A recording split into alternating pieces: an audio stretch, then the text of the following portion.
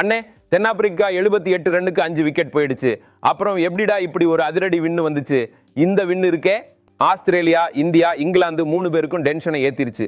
ஏன்னா பாயிண்ட் ஸ்டேபிள்லையும் இப்போ தென்னாப்பிரிக்கா ஒரு கலக்கிட்டாங்க. தொடர்ந்து 3 மேட்ச் வின்னு பண்ணி உமன்ஸ் வேர்ல்டு கப்ல பயங்கரமான சவுண்ட் கொடுத்துட்டாங்க.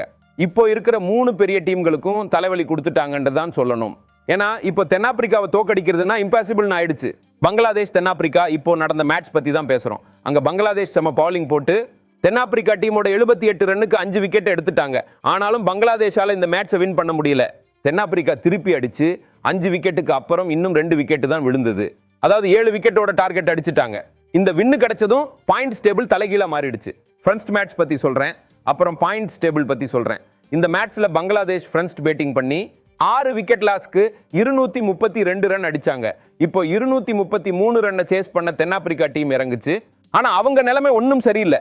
ஏன்னா ஓபனர் தஸ்மின் பிரிட்ஸ் ஒரு ரன் கூட எடுக்கல. மிடில் ஆர்டரும் கொஞ்சம் வீக்கா தான் தெரிஞ்சிச்சு. ஆனா அதுக்கப்புறம் மெரிசேன் கேப்பும் க்ளோட் ரயோனும் சூப்பரா பார்ட்னர்ஷிப் போட்டு ரன்ஸ் எடுத்தாங்க.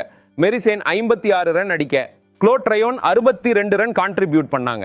ஒரு டைம்ல தென்னாப்பிரிக்கா அவங்க 5 விக்கெட்டை வெறும் 78 ரன்னுக்கு இழந்துட்டாங்க. அதுக்கப்புறம் 163 ரன்னுக்கு 6வது விக்கெட் விழுந்தது. அப்புறம் 198க்கு 7 விக்கெட். அப்போ கூட எப்படியாவது தென்னாப்பிரிக்கா டீம் தோத்துருவாங்கன்னு தான் எல்லாரும் நினைச்சாங்க.